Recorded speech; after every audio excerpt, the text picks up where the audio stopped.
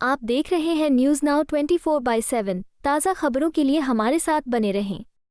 आज दिल्ली के बीजेपी मुख्यालय से एक बहुत बड़ी खबर सामने आ रही है।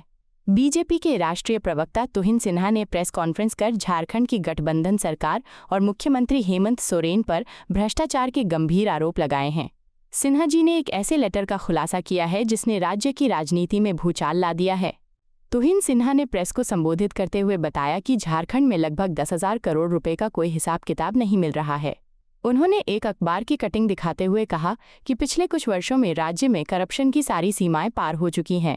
सिन्हा के अनुसार राज्य में लिकर स्कैम और लैंड स्कैम जैसे कई बड़े घोटाले 2019 के बाद से लगातार अंजाम दिए गए हैं। सबसे चौंकाने वाली बात जो सिन्हा ने बताई वो ये है कि इस घोटाले की जानकारी खुद इंडी गठबंधन के ही एक वरिष्ठ नेता और पूर्व वित्त मंत्री रामेश्वर उरांव ने दी थी। उरांव ने 2024 में कैबिनेट सेक्रेटरी को पत्र लिखकर 10,000 करोड़ के बेहिसाब खर्च की जांच की मांग की थी। लेकिन बीजेपी का आरोप है कि 6 महीने बीत जाने के बाद भी कोई जवाब नहीं आया, जिसका सीधा मतलब है कि ये लूट सत्ता के संरक्षण में हो रही थी। प्रेस कॉन्फ्रेंस के दौरान तुहिन सिन्हा ने केवल झारखंड ही नहीं बल्कि कांग्रेस और टीएमसी पर भी निशाना साधा। उन्होंने कहा कि कांग्रेस झारखंड को पर्सनल एटीएम की तरह इस्तेमाल कर रही है। साथ ही उन्होंने हालिया दिनों में पश्चिम बंगाल में हुई घटनाओं का जिक्र करते हुए ममता बनर्जी सरकार पर लोकतंत्र की जगह मोबोक्रेसी चलाने का आरोप लगाया। पिछले दिनों झारखंड में बाबूलाल मरांडी जी जो हमारे लीडर ऑफ ऑपोजिशन है, उनके संज्ञान में एक खत आया जिसमें लगभग 10,000 करोड़ का कोई हिसाब नहीं है पिछले कुछ वर्षों से झारखंड के स्टेट एक्सचेकर में।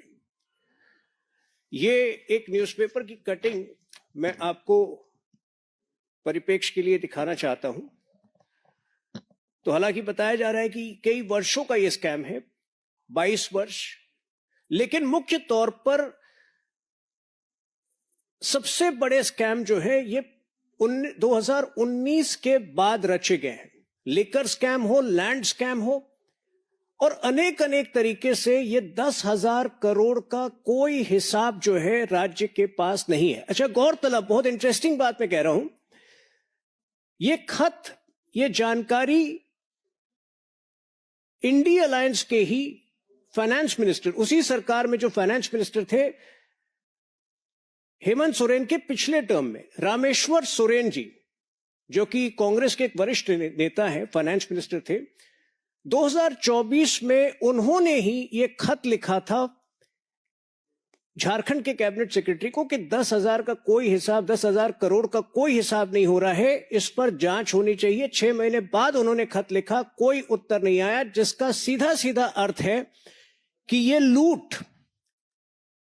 हेमंत सोरेन की निगरानी में हो रहा था, जिसके बारे में शायद फाइनेंस मिनिस्टर को, उन्हीं के फाइनेंस मिनिस्टर को पूरी जानकारी नहीं थी, या फिर हेमंत सोरेन के कहने पर जो कैबिनेट सेक्रेटरी थे वो उन्हीं के फाइनेंस मिनिस्टर के सवालों का उत्तर नहीं दे रहे थे।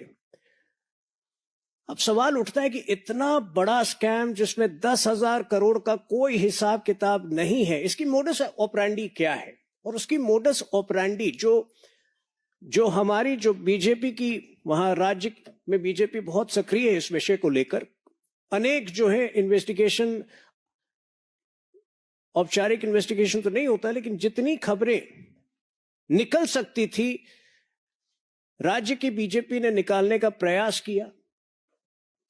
अब उसमें यह पता चल रहा है कि एक बहुत ही शातिर तरीके से अनेक अनेक डिपार्टमेंट्स, अनेक अनेक विभाग को छोटे छोटे टारगेट्स दिए गए थे। मिसाल के तौर पर जो ऊर्जा विभाग है, उसने फिक्स डिपॉजिट्स में उसने कुछ 108 करोड़ की राशि फिक्स डिपॉजिट में रखी थी, बल्कि वो राशि जो है इंटरेस्ट के साथ 108 करोड़ की होनी थी। जिस दिन मैच्योरिटी होना था उस दिन वो सारा रकम जो है 108 करोड़ गायब था। इस विषय पर सबसे पहले सरयू राय जी ने ट्वीट किया था, जो इस वक्त जेडीयू में है, पहले बीजेपी में थे। 1 महीने पहले उन्होंने ट्वीट किया। इसी प्रकार के छोटे छोटे जो है, छोटी छोटी चोरियां, छोटे छोटे जो है टारगेट्स अनेक विभाग को दिए गए थे, किसी को 500 करोड़ का, किसी को 200 करोड़ का। और स्वाभाविक है कि कुल मिलाकर ये पूरा लूट जो है 10,000 करोड़ का है। आपको याद होगा आज से 4 महीने पहले मैंने डीएमएफटी स्कैम के बारे में बात की थी, district mineral foundation trust scam. District mineral foundation trust scam क्या है? 2016 में एक नियम बनाई गई थी जिससे जितने माइनिंग डिस्ट्रिक्ट्स हैं, माइनिंग डिस्ट्रिक्ट जितने हैं पूरे भारत में, उनकी वेलफेयर के लिए एक फंड क्रिएट किया गया था। और वो इस तरह से ऑपरेट करता था कि जो लीज होल्डर्स होते थे, माइनिंग लीज होल्डर्स, उनको 10 से 30% की अपनी रॉयल्टी की इनकम जो होती थी माइनिंग पे, वो इस फंड को ट्रांसफर करने थे। अब केवल बोकारो के डिस्ट्रिक्ट में, जहां की बड़े लेवल पर माइनिंग होती है, बोकारो, धनबाद, ये सब जो है कोल बेल्ट कहा जाता है झारखंड का, केवल उस डिस्ट्रिक्ट में लगभग 500 करोड़ के घपले थे डीएमएफटी स्कैम में। हमने मांग की सीबीआई इंक्वायरी की, राज्य सरकार ने इस पर जो है कोई उत्तर ही नहीं दिया। उत्तर देते तो फंस जाते, क्योंकि झारखंड के जो कुल मिला के 24 डिस्ट्रिक्ट्स हैं, उनमें आधे से ज्यादा जो है वो माइनिंग डिस्ट्रिक्ट्स हैं। तो केवल अगर बोकारो में एक जिले में 500 करोड़ का स्कैम हो रहा था, तो आप समझ सकते हैं, हिसाब लगा सकते हैं पूरे राज्य में किस तरह का, किस लेवल का स्कैम हुआ। हो सकता है 3,000 करोड़, 4,000 करोड़। हम ये अनुमान लगा रहे हैं कि 10,000 करोड़ का स्कैम। आखिर हेमंत सोरेन की सरकार में क्या टैलेंट है, किस तरह से अनेक विभागों को टारगेट देखकर अलग अलग तरीके से ये स्कैम रचे जा रहे हैं। तो ये मेरे ख्याल से जो तोलाबाजी मॉडल है, जो बंगाल में भी सक्रिय है, इंडी अलायंस का एक और उदाहरण है लूट और भ्रष्टाचार का। और बहुत जरूरी है कि राष्ट्रीय पटल पर यह विषय आए और राष्ट्रीय मीडिया में आए, क्योंकि अक्सर बड़े राज्यों पर फोकस होता है, बंगाल पर फोकस होता है। झारखंड जैसे राज्य जहां की बेलगाम लूट हो रहा है, उसकी कहानियां जो है राष्ट्रीय मीडिया में अक्सर नहीं आ पाती है। अब इसी से जुड़ा एक और विषय है, हेमंत सोरेन अपने तंत्र को, अपने भ्रष्टाचार के तंत्र को किस प्रकार से अंजाम देते हैं। अभी हाल फिलहाल में सुप्रीम कोर्ट ने हालांकि जजमेंट दिया था तेलंगाना के संदर्भ में, और ये एक बार फिर कई इंडी अलायंस के राज्यों पर लागू होता है। जजमेंट ये था कि डीजीपी की नियुक्ति में तेलंगाना की सरकार ने मनमानी की थी।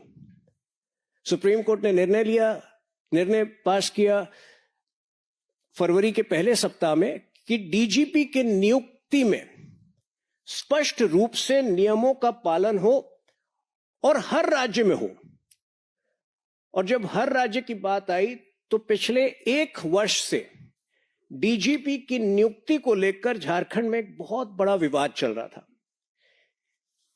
फरवरी 2025 में सारे यूपीएससी के नियमों को नजरअंदाज करते हुए हेमंत सोरेन ने अपने एक विश्वासी चहेते व्यक्ति अनुराग गुप्ता को डीजीपी बनाया था झारखंड में। अब सुप्रीम कोर्ट ने जो जजमेंट दिया है वो बहुत स्पष्ट है। एक रूलिंग आई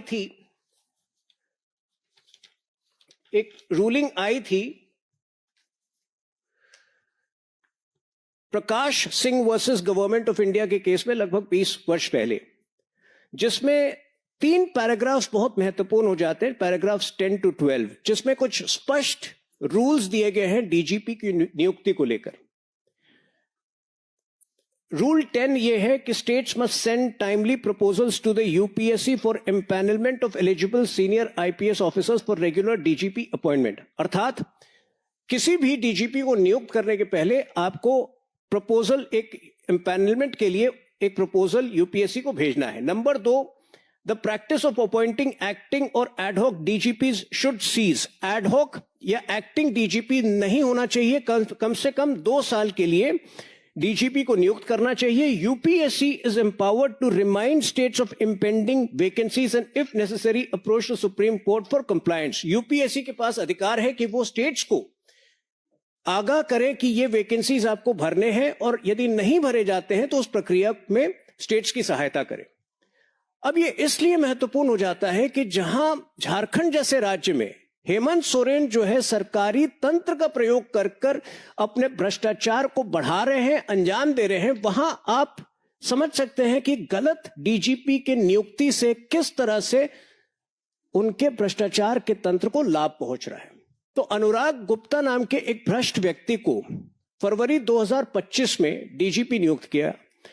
अब ये सारे रूल्स के विरुद्ध था, क्योंकि उनके रिटायरमेंट में मात्र 1 या 2 महीने थे। रूल्स के मुताबिक कम से कम जिस व्यक्ति के 2 साल बाकी है रिटायरमेंट में, उसको नियुक्त करना था।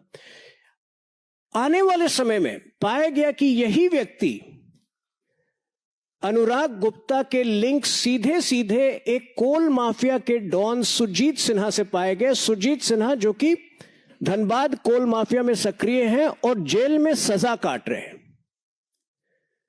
यह विषय वहां के leader of opposition Babulal Marandi ji ने भी पुरजोर तरीके से उठाया था, और वहां के स्टेट प्रवक्ता हैं अजय शाह, उन्होंने भी कई बार उठाया। अंततः सुप्रीम कोर्ट ने तेलंगाना में इसी प्रकार की जो धांधली हो रही थी उसके संदर्भ में विषय उठाया, और बाय डिफॉल्ट ये झारखंड पर भी लागू होता है। सुप्रीम कोर्ट का स्पष्ट निर्णय है फरवरी का कि अगले 1 महीने में जो राज्य इस प्रकार से गलत तरीके से डीजीपी की अपॉइंटमेंट कर रहे हैं वो तुरंत इस चीज को सुधारे और यूपीएससी के द्वारा निर्धारित रूल्स के तहत डीजीपी की अपॉइंटमेंट करे। तो हेमंत सोरेन द्वारा अपॉइंटेड व्यक्ति अनुराग गुप्ता को वैसे ही फरवरी में अपॉइंटमेंट हुई 2025 में। नवंबर में उन्होंने आनन फानन में बिल्कुल गुप्त तरीके से अचानक इस्तीफा दे दिया। अब माना जा रहा है कि हेमंत सोरेन और उनके डीजीपी में ही किसी प्रकार का कोई मतभेद हुआ, हो सकता है कट मनी को लेकर, तोलाबाजी की मनी को लेकर, शेयर मनी को लेकर।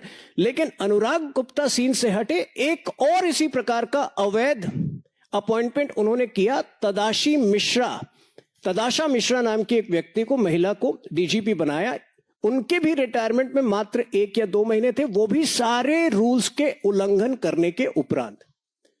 तो आप देख रहे हैं किस तरह से पूरे सरकारी तंत्र का दुरुपयोग हो रहा है, केवल अपने भ्रष्टाचार को अंजाम देने में, केवल जो है कोल माफिया को मदद पहुंचाने में, केवल जो है एक बहुत बड़ा फिरौती का नेक्सस, एक बहुत बड़ा अपहरण का नेक्सस जो बिहार में होता था आज से 30 साल पहले, वो आज झारखंड में हो रहा है। और इसको हेमंत सोरेन जो है अपने कुछ चाहते पुलिस ऑफिसर्स के द्वारा इसको आगे बढ़ा रहे हैं। अब सुप्रीम कोर्ट के निर्णय के बाद 30 दिन का समय है उनके पास। संभवतः हम एक्सपेक्ट कर रहे हैं कि मार्च 10 या 12 तक नियमों का पालन करने के उपरांत सही तरीके से डीजीपी का अपॉइंटमेंट होगा। लेकिन इस तरह से एक उन्होंने भ्रष्टाचार को सपोर्ट करने के लिए एक तंत्र बना रखा है, जहां 10,000 करोड़ तक के घपले होते हैं, जहां आए दिन जो है फिरौती किडनैपिंग बढ़ रही है, और एक कंप्लीट जो है लॉ एंड ऑर्डर का कोलैप्स आप झारखंड में देख रहे हैं। तो आज ये सीमित विषय था, क्योंकि ये विषय भी राष्ट्रीय पटल पर आने चाहिए। आपको यह वीडियो पसंद आया हो तो इसे लाइक करें, हमारे चैनल को सब्सक्राइब करें।